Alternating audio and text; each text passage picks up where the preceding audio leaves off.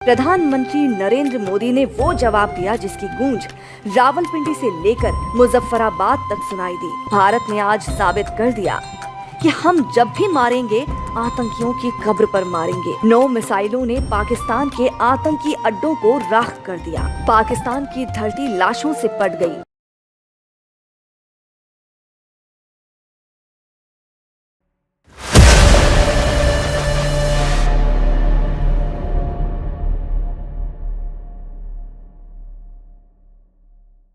7 मई 2025 की वो सुबह इतिहास के पन्नों में सदा के लिए दर्ज हो गई, जब भारतीय वायुसेना के लड़ाकू विमानों ने आकाश को गर्जना से भर दिया और पाकिस्तान के 9 आतंकवादी ठिकाने मिसाइलों की आग में झुलस गए। और संहारक प्रहार जिसने न सिर्फ आतंकवादियों के दिलों में दहशत बिखेरी, बल्कि पाकिस्तान की आने वाली पीढ़ियों को भी ये संदेश दे दिया कि भारत की अस्मिता से खिलवाड़ का दंड इतिहास के पन्नों में अमर हो जाता है। पहलगाम का वो दर्द जिसने जन्म दिया ऑपरेशन सिंदूर को। कश्मीर के पहलगाम में जिस दिन आतंकियों ने हिंदुओं को उनकी पहचान के आधार पर चुन चुन कर मारा था, उसी पल भारत के संकल्प ने जन्म लिया। ये संकल्प उन विधवाओं के आंसुओं का था जिनके माथे का सिंदूर आतंकियों ने मिटा दिया।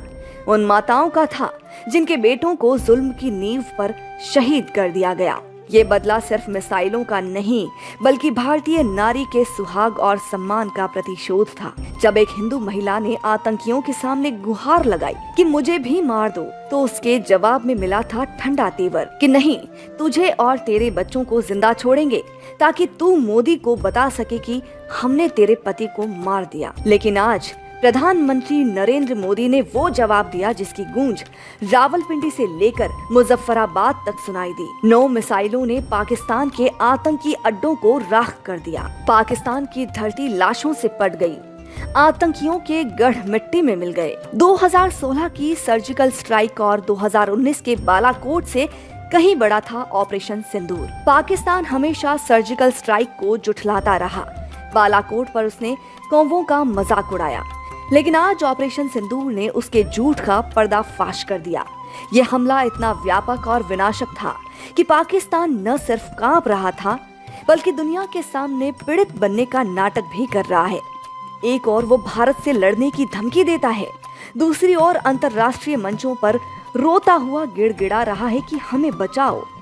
लेकिन दुनिया अब उसके झूठे प्रोपेगेंडा से परिचित है।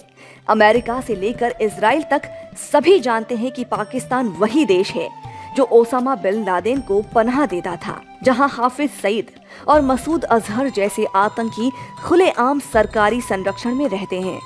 भारत ने आज साबित कर दिया कि हम जब भी मारेंगे आतंकियों की कब्र पर मारेंगे। इस ऑपरेशन का नामकरण कोई संयोग नहीं था। सिंदूर भारतीय नारी के सुहाग, सम्मान और अडिग विश्वास का प्रतीक है। पहलगाम में जब आतंकियों ने हिंदू महिलाओं का सिंदूर छीना, तो भारत ने प्रतिज्ञा की थी कि हर बूंद आंसू का हिसाब होगा। ऑपरेशन सिंदूर उसी प्रतिज्ञा की पूर्ति था।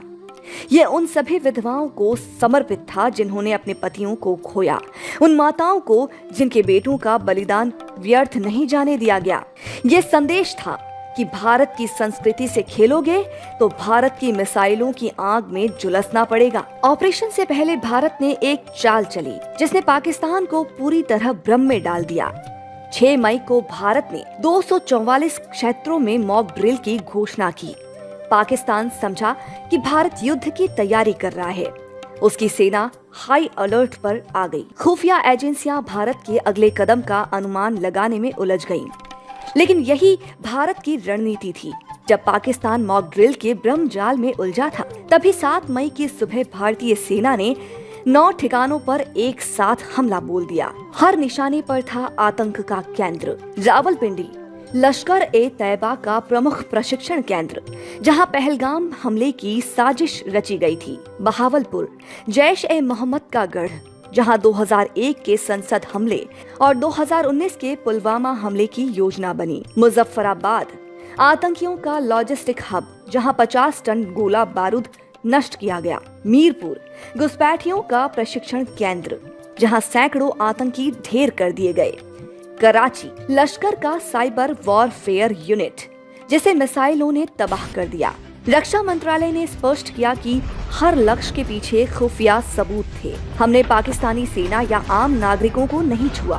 भारत ने जानबूझकर ये रणनीति अपनाई ताकि पाकिस्तान को युद्ध का बहाना ना मिले।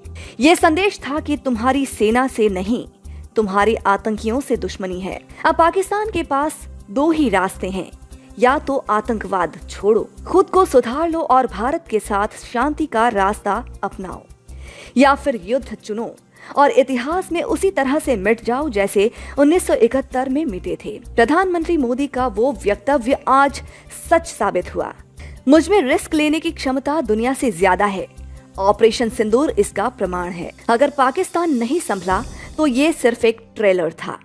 अगला प्रहार उसे इतिहास के गर्त में धकेल देगा। सभी साधकों के लिए शुभ समाचार। अब अमृतवेला मेडिटेशन क्लास होगी गूगल मीट पर। अमृतवेला मेडिटेशन ज्वाइन करें।